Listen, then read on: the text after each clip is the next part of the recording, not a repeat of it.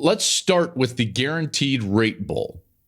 The Guaranteed Rate Bowl, Wisconsin versus Oklahoma State.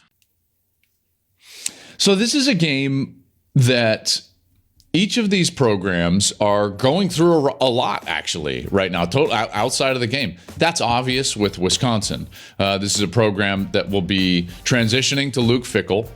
They've hired their new coordinators. Good hires, by the way. Phil Longo from North Carolina. They've obviously done a great job on the offensive side. Mike Tressel's going to come with Fickell from Cincinnati and be the defensive coordinator, which means that this is the last game for Jim Leonhard at Wisconsin. I know that's hard for a lot of Wisconsin fans. You know, Jim Leonhard has been a mainstay, and he's a terrific coach. And a lot of people expected him to be the full-time coach. Now, they went in a different direction, and that's all well and good. But this is going to be the last opportunity that he's going to have to be a coach for Wisconsin, at least in the near future. You never know what happens down the road in terms of his career and the trajectory of that program. Okay, so that doesn't really bear a lot of meaning in the actual game, but that's the backstory. That's the backing of what all these players are kind of dealing with. And then you've got to get into the opt-outs and the portal guys.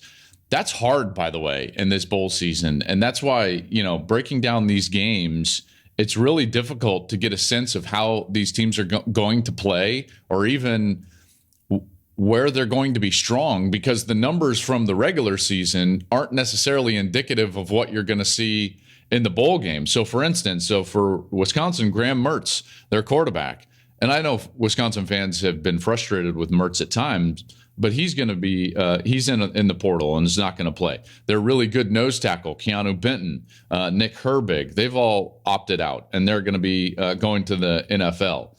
There's going to be 4 more guys that are opting out and training for the draft. Joe Tippmann, Jay Shaw, who's a starting corner, their left guard, Tyler Beach. They've got another, depth guy as a defensive back, Justin Clark. So there's going to be a lot of guys that they don't have available for this game against Oklahoma State. There are going to be a couple of scholarship quarterbacks left. They've got an older guy, Chase Wolf, but then they've got this guy who's got a lot of potential, Miles Burkett.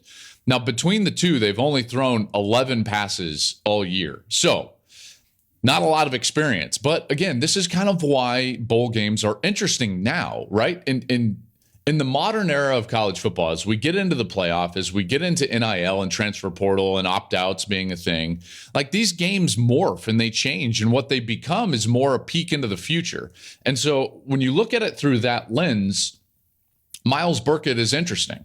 He's got the higher ceiling. He won't burn his red shirt, by the way, by playing in this game. So I'm interested to see what he's got. And I think everybody with Wisconsin, I think Luke Fickell's interested to see what he's got. So we'll see if he gets a lot of run in this one. But regardless of how the quarterbacks play, we know that this team and this program really, and we'll see if this continues under Luke Fickell, which I imagine it would, although with Phil Longo as the offensive coordinator, we'll see, it goes with their run game. I'm kind of backing myself into run game is always a priority for the Badgers. And Braylon Allen, obviously, is one of the better running backs in the country. He was second team all Big Ten, over 1,100 yards rushing. And as he goes, so goes the Badgers. So then you look at the opposite side of this, and you've got Oklahoma State. So Oklahoma State is in a far different scenario, i.e. had a terrible finish to the season. After really being right into it, they lost 5 of their last 7 after starting 5-0. This was kind of a typical Oklahoma State year. You think to yourself, okay, this is going to be a 9-10 win team, and then it fell off the cliff. Namely, offensively, this is a team that was averaging, almost 45 points per game through those first 5, or really through the first 7 games of the year. And then as Spencer Sanders' health declined, their offensive production fell off a cliff. So you look at what they did in their last 5 games, 13 points per game, really 14, 13 and a half. So call it, 14 points per game. That is a wild departure from what we normally expect from a Mike Gundy led team, and an Oklahoma State team in particular. They're going to have all sorts of trouble as far as the lineup goes. They've got 11 players that have entered the transfer portal, including Spencer Sanders. Dominic Richardson, their running back, starting linebacker Mason Cobb. I mean, 11 players is a lot.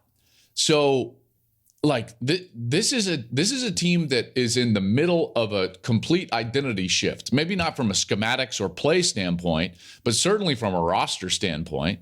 Even with a coach that has been there a long time and had a lot of success, this seems like a major inflection point. So this game, while not vital to the health of the program, will tell us a lot about where they're headed, how they've recruited, what their depth is like, and where they're headed kind of in the future. One thing that's been very disappointing about Oklahoma State, not just their offensive production kind of falling down in the last 5 games, but their defense.